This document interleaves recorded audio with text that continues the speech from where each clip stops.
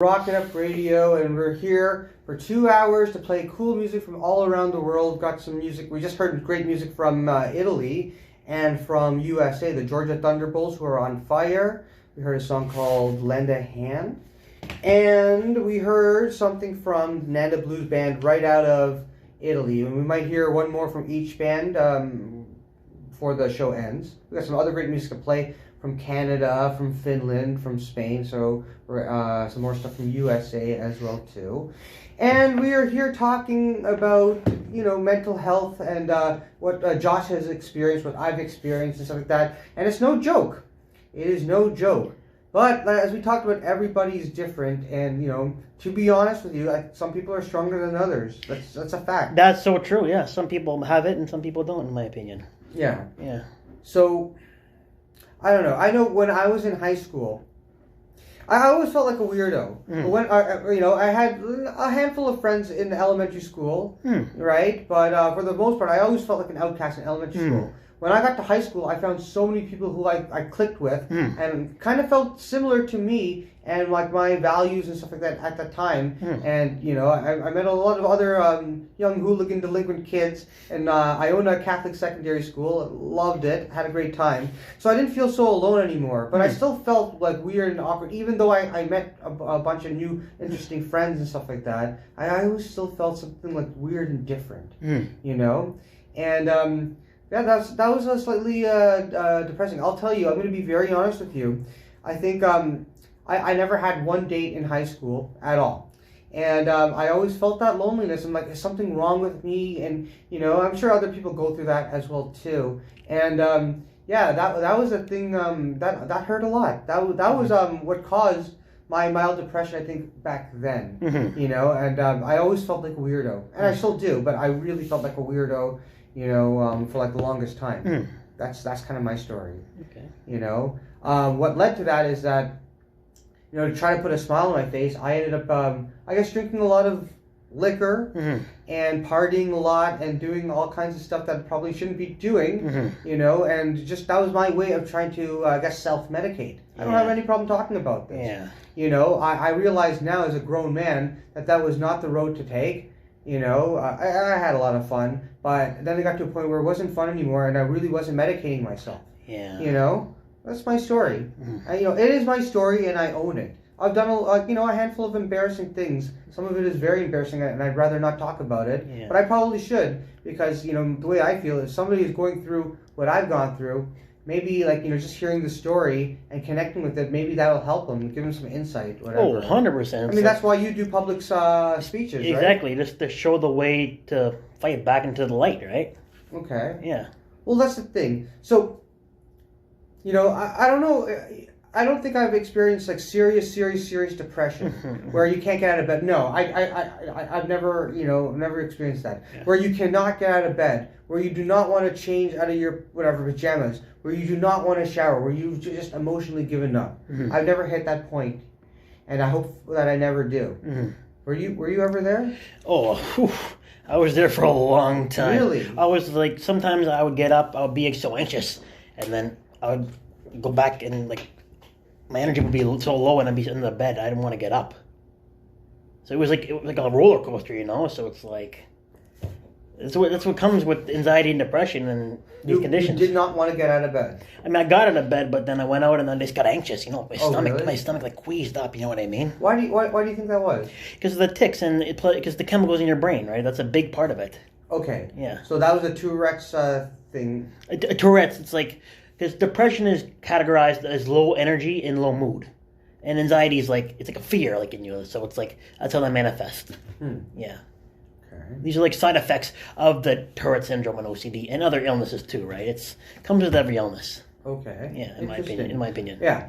It's worth noting that I'm not a doctor, so I'm not very I only know what I know. Yeah, and, same. What I've seen and personally with loved ones as well too, and I don't know, and I just pray that people can find peace and happiness.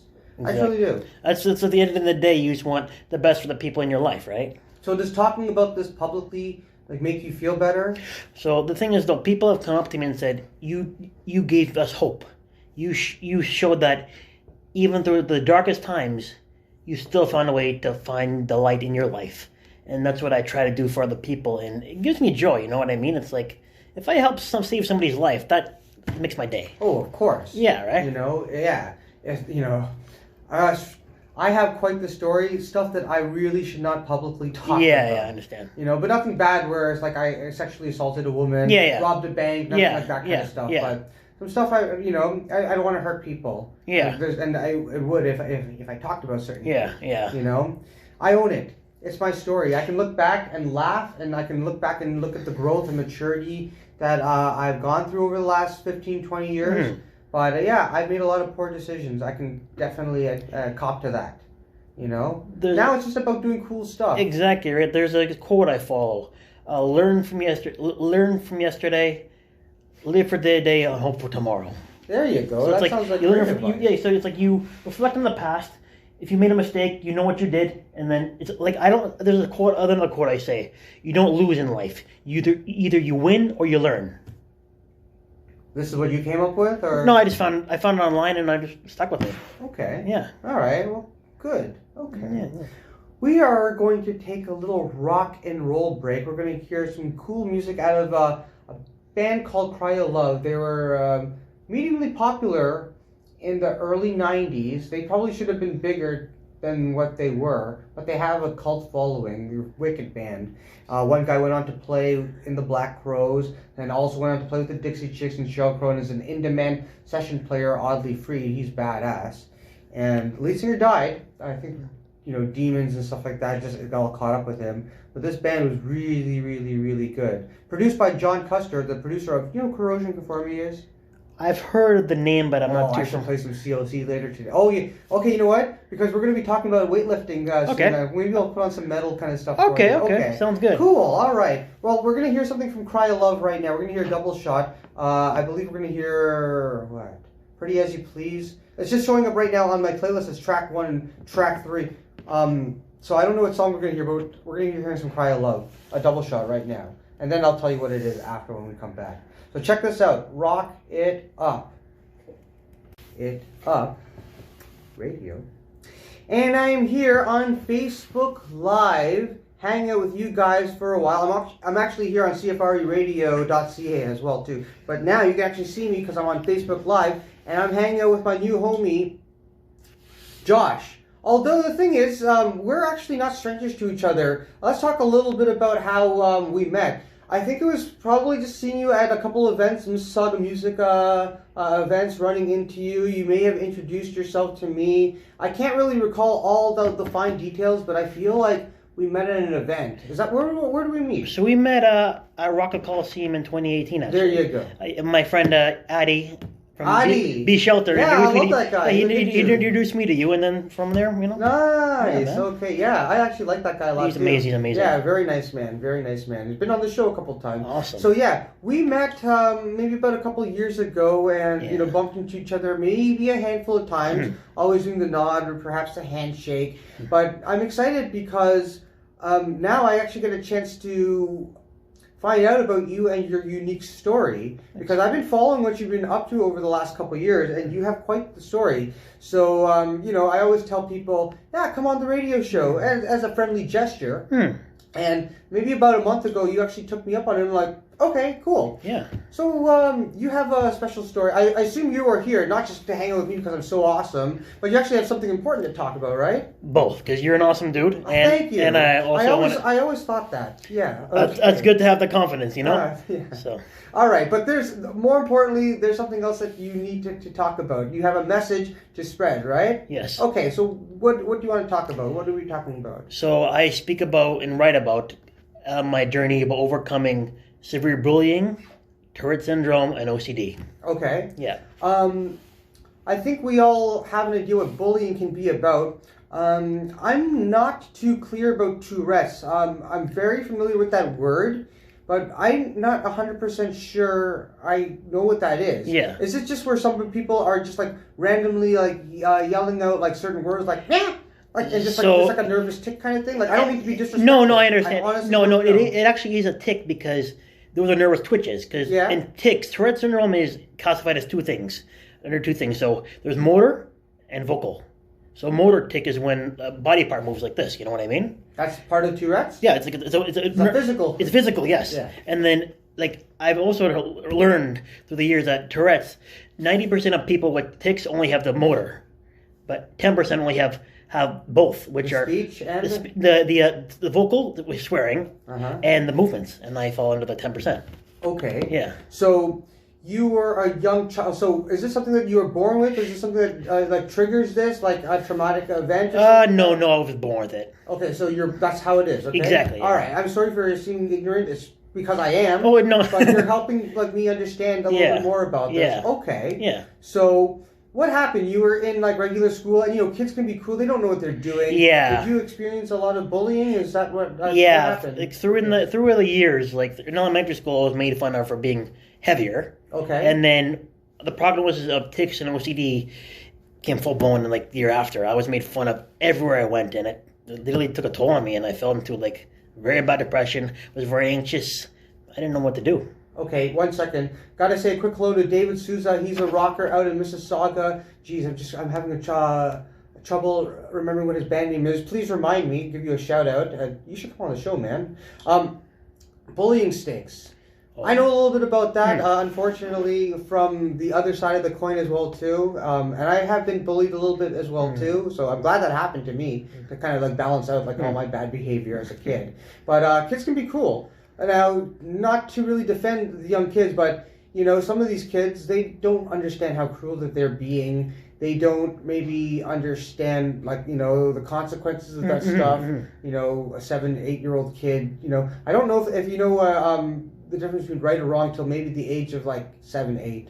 I don't know. I feel like that, too, but I feel like it's a product of the environment as well. It's like their upbringing. If they're raised in a bad household, most likely they're going to be kind of destructive behavior, in my opinion. Maybe. Yeah, in my opinion, but Okay. I feel it's like a balance, you know what I mean? Okay. Yeah. That might be one of the factors as to why it's one of, yeah. I've also seen, like, good people from good backgrounds, do bad things. It's very true. It's like both sides of the coin. I was a juvenile delinquent. I came from an upper middle class background, so it can't be where I didn't live in a crack den. Yeah. I understand. I'm saying though, but it's like I feel like more people that are raised in the harder times are not as benevolent souls, in my opinion. But I feel like more of it. But yeah, it's a balance of both ways. Like you can be from a good family and be a I can't swear, can I? Try not to. Okay, you have a really bad personality. Right? Yeah.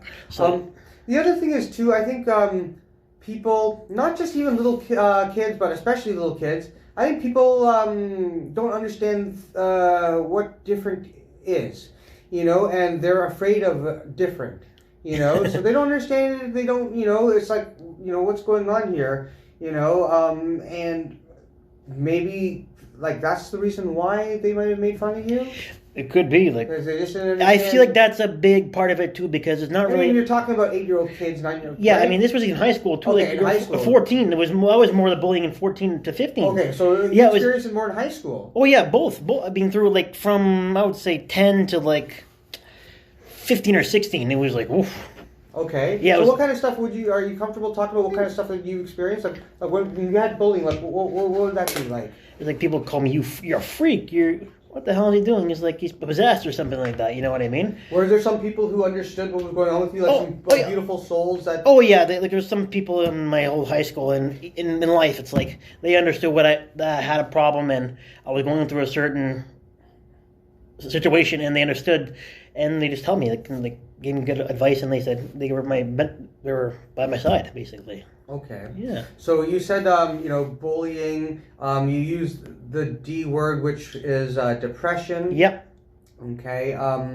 That came because people kept picking on you? Yeah, because like these are symptoms that you'll feel with anxiety and depression. It's like when you feel anxious, you're going to feel depressed. It's the opposite side of the coin. Okay. Yeah. So you seem like a pretty well-adjusted person now. What did it take for you to get better? Like what happened? So it's like through years of family support. Like my mom was a big part of it. My dad, my grandmother, my whole family, my whole friends, music and fitness. Music and fitness? Oh, 100%. Okay, I mean that's to be honest with you, I have mild depression. Okay, I have no problem talking about it. And the things that help me just get right is comedy. Yep. Okay, I smoke weed daily. I have no problem talking about that, and puts a smile on my face. Music, cool things and meaningful things for me. And exercise too. Yes. I love starting the day off with a nice jog and maybe doing some weights or whatever, because I guess it's just does something with my serotonin levels. It sets a day for a very productive day, emotionally healthy day and stuff like that. So I find that, yeah, I have mild depression. Yeah. Thankfully, it's only mild. Yeah. I've been depressed before, but Yeah. I can't say it's that deeply. It's more chronic. Yeah, I don't Yeah. know. But I find things that work for me. Yeah. I have to play music. I am obsessed with music, and it cheers me up, so do it. I like meeting new friends and stuff like that, and doing this radio show and connecting with people. It makes me feel good. People tell me all the time, thank you for helping me discover great music, so I'm doing, I also work very closely with small children. I'm a music teacher. Amazing. So, I have job satisfaction with that, and I get a chance to hang out with young kids and just play around and be a goof. I love it. That's so all cool. All this stuff is really good for me. Exactly. So although I might have mild depression, I've found ways to boost up my spirits. And Exactly. that's what I could hope that anybody could do. There's got to be things that can help cheer you up. For sure. Hello, Nikki out in Alabama, contest winner, has a really sweet looking Rocket Up T-shirt and some awesome CDs. Anyways, getting back to depression and stuff like that. I used to worry about oh man, am I the only person in the world that feels this way? And then I got to high school and got a little bit older, and I felt, what? I'm sure there's a lot of people out there that are just like me. That and the way I look at things now is that, there's a lot of depressing things going on, and there's, I sometimes have depressing thoughts, but what always keeps me balanced is knowing that I am not sleeping on the street. I'm not begging for quarters, and that's becoming normalized here in Mississauga. People are begging for change at the off-ramps and at Metro Plaza and stuff like that. I don't know if you see it, but I see this I a see lot. it too. It's like this 10, 15 years ago, no, this didn't really happen here in Mississauga. I feel like, for me, it's like mental illness is becoming more of an epidemic now than it ever was. Personally, what that homelessness and homelessness and all that stuff. It's like, I don't think there's enough services, in my opinion. So when I look at it that way, I don't have a serious drug addiction, a gambling addiction. I don't have serious problems that are just too overwhelming. Yeah. So when I look at it that way, I always have to remember, as sad as sometimes you might feel, it can always get worse. That's true too. I mean, but it's a balance, because when you feel depressed and you have depression are two different things. Okay. Because in my opinion, when you feel depressed from a breakup or something like that, right? Yeah. You feel depressed, but there's a condition called depression, which is a chemical imbalance in your brain, which has different chemicals. So it's like a person who's going through really bad depression and they're very depressed, it's not them. It's the condition overcoming them to the point where they can't functionally think. Their depression's living through them. Yeah. Yeah, it's a tough one. Everybody is different. Exactly. So it's like the things I can talk about. Things that work for me might not work for other people. We're not all the same. We're not all the same. Exactly. Yeah. So, well, cool. Yeah. We're gonna get back to chatting very soon. We're gonna listen to some great music. Right now, we're gonna listen to music from a band called the Georgia Thunderbolts out of Georgia. USA. There's actually a country, Georgia. That's not where they're from. Okay, this is a great band over here. And then we're going to listen to some great music out of Italy, the Nanda Blues Band. These guys are awesome. What does Nikki have to say about this? There's a lot of depressed people around here because of Bishop Gunn. Yes, Bishop Gunn's a great band, and I don't know what's happening with them. They're a band out of Natchez, Mississippi. Okay. And they were on fire for the last 2 years, but they might be on the verge of breaking up, or I don't know. And so that's what she was referring to. Yeah, that sucks. That definitely sucks. Anyways, we're gonna come back to some rocking out music right now. Okay, and then we're going to come back for another live chat, but definitely for some great conversation. But let's check out the Georgia Thunderbolts and Nanda Blues Band and rock it up. This is Mr. Derek Flower from...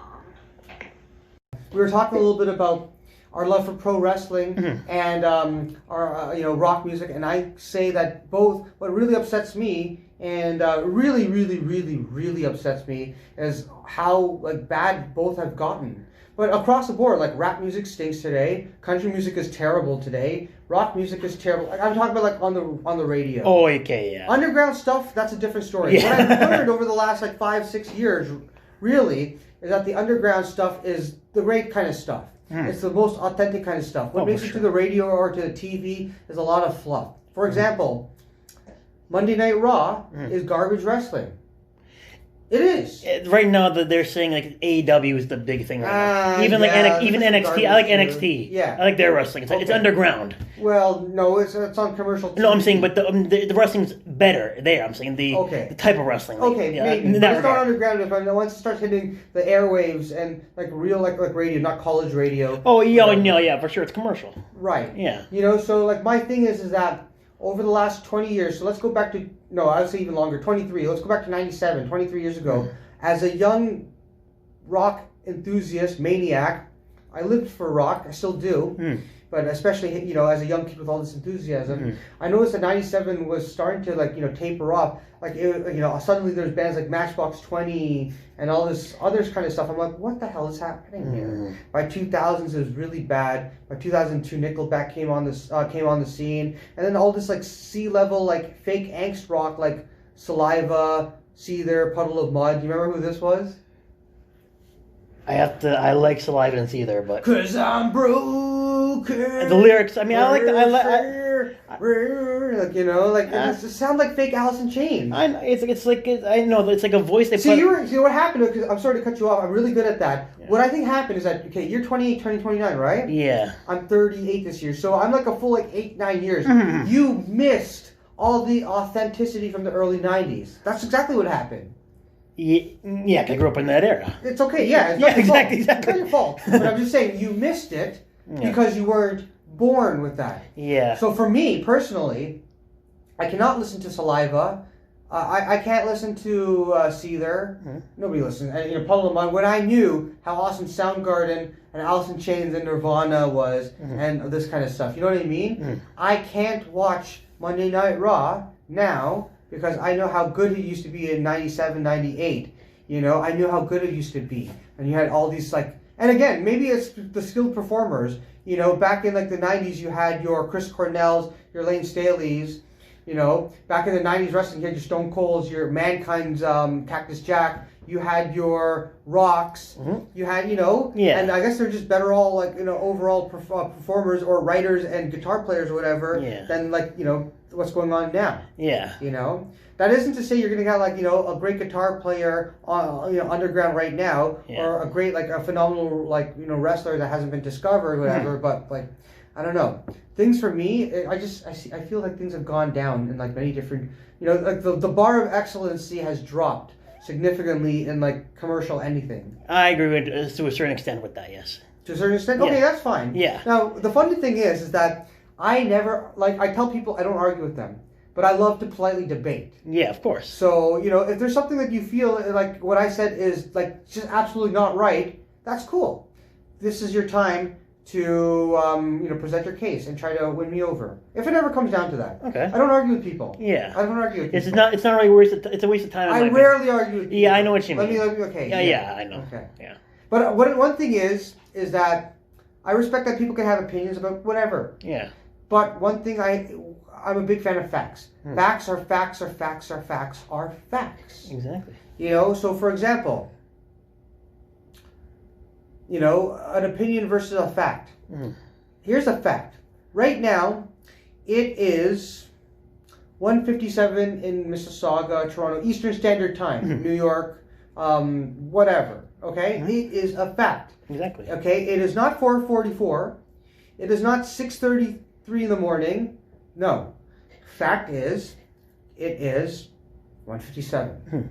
So, when I say that, rock music has gone down or whatever, is that an opinion or is that a fact? I feel it's more kind of a fact. Okay. I feel because you see it's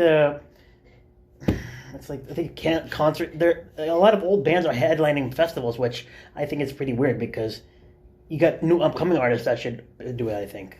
I think there's a place for both. Exactly. The heritage bands, the 30, 40, 50-year-old bands like the Stones or or whatever, they are the forefathers. They should be celebrated at the highest level. However, festivals are great to include the big dogs. Oh, for sure, right? But it's also important to have the up-and-comers. Yeah, it's a balance of both, I feel. Yeah, that's what I think that it should be about. Yeah. It's a great, for a young band, and I was in a band for 12, 13 years. I don't know if you knew that. I don't know. But festivals are great for the exposure, for the great payday. For sure. And those two things alone, are like super important. Because if you're playing a show to 1,000 people who don't know who you are, you have the opportunity to win them over with an amazing performance, and they will remember who you are and find you on Facebook and Instagram and Spotify and whatever, that kind of stuff.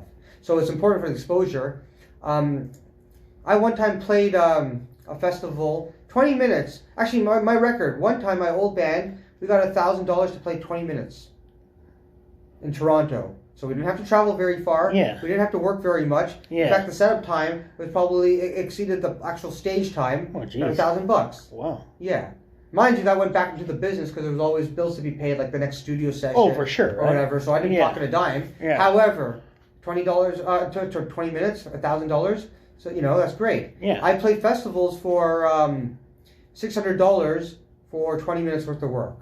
A festival now we're talking about, where other bands were getting paid $100 or whatever, and we definitely needed the money. Yeah. The exposure was nice, but I think the money in this case was the big payoff, no pun intended, and it's important for young bands. Oh, for sure, right? For sure. Yeah. Anyhow, so what were we talking about? I'm gonna went off on a little bit of a tangent here. It's like pro wrestling and. Okay, the quality. Yes. The quality, Yeah. So that's my whole thing too. Like I just things have gotten so silly. Pop country is terrible. And not only is it like low quality anything is being pushed to the forefront, and that's what people are that's what people are watching or listening to. Like pop country is so far away from what real country is. Waylon Jennings and Chris Christopherson and that kind of stuff. It's just, and it sounds like it's not good. It's not good. Rock and roll used to be about guitar solos, cool riffs, walking bass lines, great drum fills, 3-part harmonies. And now it's like, I feel like it's a degradation. So what is being presented to the masses is like a C-level version, a very corrupt, distorted version of rock and roll or country or rap music. I hate Drake. I can't stand it. I can't. Because I know how awesome the Wu-Tang Clan was. Oh, you can't compare the two. Why not? I mean, it's like one's so much better than the other. That's what I'm trying to say. In that regard, yes. And it irritates me that people have you're like, yo, Drake is awesome. I can't hear that so much. The bar of excellence has dropped so much, and now we're celebrating mediocrity. Yeah. And I have no time for mediocrity. That's true. That is why I don't watch Monday Night Raw. That is why I won't listen to commercial radio. I can't do it. Yeah. I won't. Sure. It's a waste of my time, and it quite honestly, I think like my IQ drops a couple points. You can't do it. And if it's not worth your time, it's not worth your time. Right? Nah. It's like in the end, you only have so much time on this earth, and to spend it what you can do. I have no time for garbage anything. Here's the other thing too. I teach music, and I have a lot of philosophical debates. Sometimes, again, I don't argue with people. Yeah. But I love to debate. Yeah. And I used to ask young students, what would you rather have? If you had $10, would you rather buy 5 burgers, or would you that are just okay? Like a McDonald's, a Happy Meal kind of quality. It's just a little cheeseburger for 50, 60 cents. Or would you buy one wicked burger that is so tasty and whatever? What would you rather do? And I feel like, no, there's no feel. Most students that I've polled are smart enough to take that one burger. There has been people who be like, I'd rather take the 5 burgers. So choosing the quantity over the quality. And I guess their rationale is, well, I can eat 2 now, and I could have 3 for later or whatever. Or I can even have 2 later and give 1 away. I'm like, true. It's very true. For sure. But you're eating low quality garbage, and you're now, saving it for later. Yeah. So you're giving yourself another opportunity to eat low quality garbage. Yeah. And you're so nice enough to give away low quality garbage to one of your friends who I assume that you appreciate. So you're spreading garbage now. Exactly. Garbage. I don't know. Am I right or am I wrong? And if No, you think I'm wrong, no, that's okay. it's like going back to the burger thing. You're gonna have like a nice ribeye steak, Yes. or like a Big Mac. What are you gonna choose? Not even worth. I mean, that's not even worth it. But debating. you choose. If you choose a Big Mac, we gotta talk. Yeah, you need serious professional help. Multiple sessions. Yeah. You know, yeah. One last thing before I get to tunes. It really is quality over quantity. 100%. And you have to have standards. Of course. I lived my life with very sad, poor standards, and I felt I felt the pain from it. I devalued myself as a person. You have to have standards. Sure. You know, I only want to eat maybe like 1 or 2 hamburgers a year. Yeah. And if I do, there's going to be the best goddamn hamburgers in Mississauga, C and Dubs. You know, just a little bit east of Dundas and Dixie. Okay. Yeah, so check that place out. Awesome. It's awesome. Awesome. I'm not eating at Hardee's. I'm not eating at McDonald's. Certainly not Wendy's. And no. It's a little quality compared to these places, right? Yes. Yeah. Exactly. Quality. And to segue back to the radio show, that's why you listen to Rock It Up, because I give you good tunes. I give you stuff that you don't typically hear all the time. You want to go listen to whoa, whoa, whoa, yeah, yeah, yeah, and that kind of stuff, go turn on commercial radio. Straight up. All right, here we go. We're going to listen to music from Spare on Rock It Up Radio. And oh boy, we had some great conversations. We still have a lot of great music to play. Going to be hearing about a band called Blackberry Smoke, my favorite band on the scene right now from Atlanta, Georgia. We were talking about standards. The bar of excellency, I feel, has dropped significantly in the last 20, 25 years. And yeah, we talked about that. We have another interest that we also share. You are a big exercise guy. Yeah, so I compete in strongman and That's powerlifting. awesome. Yeah, thanks. Okay. I used to watch this stuff on TV a little bit. These dudes, these big-looking dudes, like pulling cars. Yeah, I competed in 2018. I competed in Ontario Strongest Man Novice Division, heavyweight division. Yeah? Yeah. Okay. That's amazing. Thanks. Good for you. Thanks. So, you know, you said earlier on in the broadcast that you were teased for being slightly overweight, or Yeah, I was a bit were you a overweight. big guy, or were you a medium big guy? I was in medium, but I mean, the thing is, though, I was a big guy, but the thing with strength sports, like, being heavier actually helps you. Does it? Oh, yeah, because the more you weigh... In some sports, maybe, You right? know, it's strength. Or It was like strongman and powerlifting. You see the world's strongest man. They're not... I don't have abs. They got guts. Yeah. It's like because they need all that weight to help stabilize them with those big implements. You got a 1,000-pound deadlift, or you got a 20-ton truck. Like in physics, the more you imagine you get a football player. You got a guy 300 or a guy 330, and you chart when he runs, who's going to send a guy flying more, 300 or 330?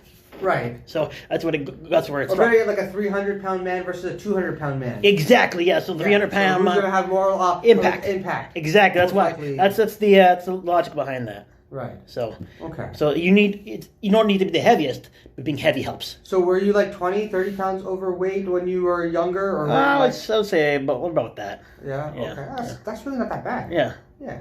Okay. Yeah. What made me exercise is because I was always like 20, maybe 30 p over my ideal weight. So about 15 years ago, I started exercising because, you know, cosmetically, Yeah. I wanted to look better. Yeah. But which is a young person. I feel that's like a young person mentality. Now, yes, I do want to look cool, but I like to feel good too. Exactly. So, for example, I jogged today and did some other exercises, some ab exercises. Nice. Now, I don't have abs. Let me be very clear.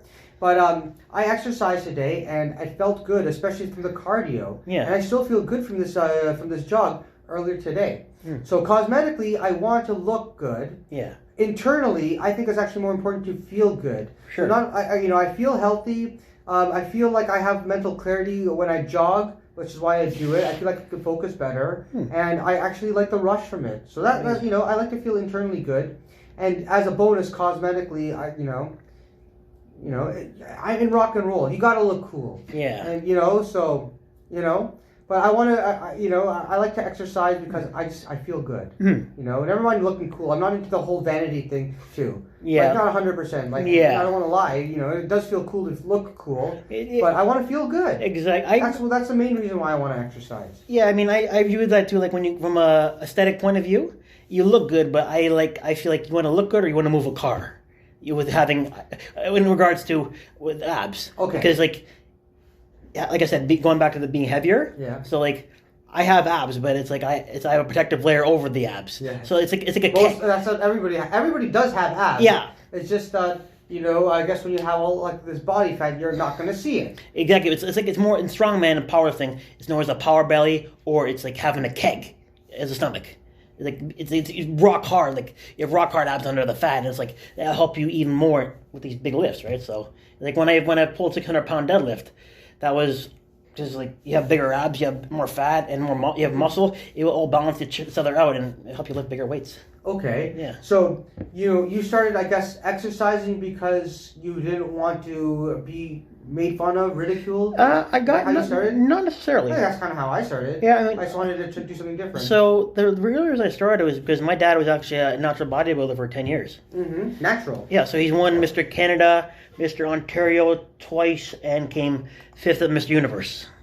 Mr. Universe, yeah. So he's won a lot of championships, and he was a big guy. Uh-huh. So then after, I got into it after that, and then I beat all his lifts now.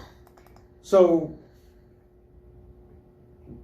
how do you train? So what kind of stuff do you do at the gym then? How do you train for this kind of stuff? So there's a difference. Like with bodybuilding training, it's more focusing on the time under tension. It's like you on the positive, you go up, like a bicep curl, for example. You curl, and you come slow down. You focus on the stretch with mind-muscle connection. Okay. And then for a strongman and powerlifting, it's more explosive, like the fire of the muscle from A to B. So usually, bodybuilding will help you get bigger and muscular, but it won't get you as strong. But for strongman and powerlifting, you're getting more stronger, but not as big as muscles. That's the trade-off. So you want to pull cars and tractors and... Yeah, that's what I mean. So you have muscle, but it's like it won't be as big as a bodybuilder like on stage. You know what I'm trying to say? Like the muscle size. Okay. Because it's the type of training is different. Yeah. It's with the time under tension. It's all based on tension on the stretch. So it's like I said, going back to a bicep curl, you have 20. You focusing on the stretch, and it'll break down more muscle fibers and get the muscle bigger rather than it gets stronger, but mostly focus on hypertrophy rather than muscular strength. Okay. Yeah. Interesting. Yeah. When I was younger, I always thought of having two different kinds of body types. One was the David Lee Roth, 19. You know who he is? Yeah. That skinny, coked out singer-looking body, like 130 pounds, Yeah. soaking wet. Yeah. 6'1". Oh, a beautiful rock star body. Yeah. Or again with the pro wrestling, like this big jack, like 270-pound Scott Steiner of a man. Remember who Scott Steiner was? Oh yeah, the Papa Pump. Pump. Yeah. Yeah. So it's so funny because I was always I had two very different ideas of what I would love to have. Yeah. Ultimately, I would rather have that David Lee Roth kind of body. Yeah. But growing up as a pro wrestling junkie, I always loved that that bodybuilder look. I know what you mean. It's like also to do these avenues for pro wrestling and strongman powerlifting. Bodybuilding training is actually the foundation because you get for those sports. I mean, for those who call them sports. I mean, not really sports, but pro wrestling is not a sport in my opinion. Fair enough. I'm saying, but strongman and powerlifting, it's like all those avenues. You got to build your body to get bigger to take that load. Much like pro wrestling, but it's not a sport. Yeah, I'm saying that's what I'm trying to say. So it's like you have to build your body to take those hits or those bumps or handle those big weights. Yeah, it's like that's the foundation of bodybuilding. Going to the gym to train to get your body bigger, yeah. And then this is basically it's a gateway. So it's like you get your body bigger, and then you go into the avenue of powerlifting and strongman and whatever, right? Mm-hmm. So it's the gateway to these avenues. In my opinion. Yeah. Right. Do you ever wonder what you would look like if you did steroids? I don't. If I put with the steroids, I'd be. What do you think you'd look like? I would look much with your training, whatever you do. I'd be much muscular. I think I'd be a bit heavier, but maybe who knows? Probably. But my deadlifting right now is 600 pounds. Jesus. But if I did steroids, I'd be near like over 7. Yeah? I mean, I pulled a couple of days ago, I rack pulled 735 with no straps. I'm not sure what exactly that is, but so it's a deadlift. You know, it's like a mini deadlift on the racks, the safety racks. I have to see this. No, I when you're talking, I can't visualize this, but I'm sure I've seen the movement. It's a short deadlift, basically. Yeah. Okay. Yeah, so I've done 735 no straps a couple of days ago. Okay. Yeah. Well, I wonder. So I try to jog half an hour, 5 days a week. Yeah. Like Monday to Friday. Yeah. Unless something comes up and I can't do it because I'm just too busy. Yeah. Which it happens. Yeah. 4 or 5 times a week. You know, lift weights, do some other ab exercises. Yeah. I sometimes wonder myself. Now, I never would do this because 1, I can't afford it. 2, it's healthy. It's not healthy. It's not healthy. 3, I can't afford it. Yeah, it's But expensive. what would I look like if I was on steroids? I often wonder what I would look like with my training regimen and you know, like I don't want to sound like I'm Arnold. I'm not. But like, what would I look like? And then if I did steroids, would I train even harder because I'm like, oh, I gotta get my money's worth? So the thing with steroids, though, it's like when you have steroids, you get to work more. You get to work. You have more work capacity in you. Yeah. So you can do more reps and more sets. Yeah. That's your why. body heals faster, right? Exactly, because that's what it's for. You tear a muscle and you have to wait like what 48 hours until it like kind of repairs. Exactly, And then it gets stronger. Bigger. But with steroids, it helps you recover your stretched torn muscles faster, right? much faster. That lets you train like even faster, like the next day or something. Yeah, they can. I think I don't know the exact thing, but it's much faster than like a natural. Funny stuff. Yeah, man. Well, I'll tell you what, okay? For you, this is a very 70s rock-oriented show, but I do have a serious black belt when it comes to metal, okay? I'm going to play 3 songs right now, and it'll make you feel like you're at the gym. Okay. Okay? In fact, you might even be inspired to do some push-ups. Hey, we should have a push-up competition right now. I wonder who'd win that. We're going to listen to some Corrosion and Conformity. The song's called Broken Man. The song's awesome. We're going to hear a side project called Down, featuring the members of Pantera, Crowbar, Corrosion and Conformity, and I Hate God. We're going to hear a song called Swan Song. And then we're going to hear Crowbar, All I Had I Gave. This song is like pure gym song. In fact, I had this in my head as I was jogging earlier today. If you never heard any of these bands, you're going to hear them today on Rock It Up. I'm rolling out the red carpet for you, bud. Awesome. Thank you so much. Oh, you're welcome. You're a great guest. Glad that you're here, and this isn't your last appearance. Appreciate that. Okay, here we go. Triple shot of awesomeness. Corrosion of Conformity, Down, Crowbar on Rock It Up. You guys out, but I kind of had to do that for a couple reasons. One, my guest Josh has never heard of Corrosion or never heard the music of Corrosion Conformity or Down or Crowbar, so I'm like, for his benefit, I want him to know these bands. Also, we're both kind of big into exercising, and like I do like lifting weights a lot. And this is the kind of music. The only time I listen to metal, the only time I listen to music is in my car. Yeah. But the only time I listen to metal is in my head when Yeah. I'm jogging or exercising. Exactly. Because it gets me cranked to do this, this work. Which I Exactly. don't particularly enjoy doing, but because I'm a fat bastard, I have to do it. You know what I mean? So, anyways, this is the kind of music I listen to for that particular task. If I listen to this music driving, I will run somebody off the road. That's why I can't listen to it when I'm driving. And that's the only time I listen to music. So it's mostly classic rock to keep me in a good headspace. I mean, I'll cut somebody off the road. Idiot drivers out there and stuff like that. So why throw gasoline on the fire?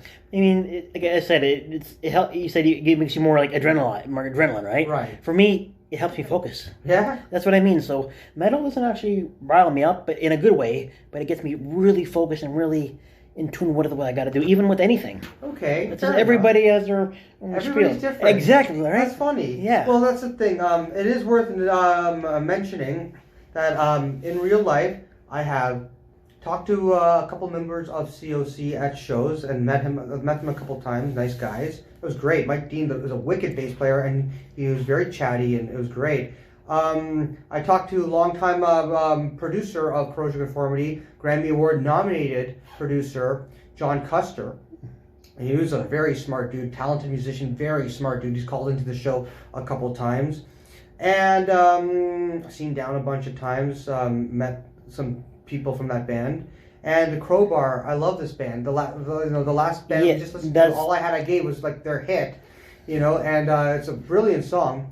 But I've got a chance to interview Crowbar a couple times. Once on this show, once on their tour bus, and every time they come into town, I usually hang out, it seems to be. And I'm so grateful for this memory. I mean, I invented my own job. I could not get hired at music stores. Nobody would hire me. I couldn't get hired anywhere. So, I mean, I was working in a truck. It was very depressing. And I started Rock It Up in-home music, the in-home music school, which quickly also branched out into a radio show.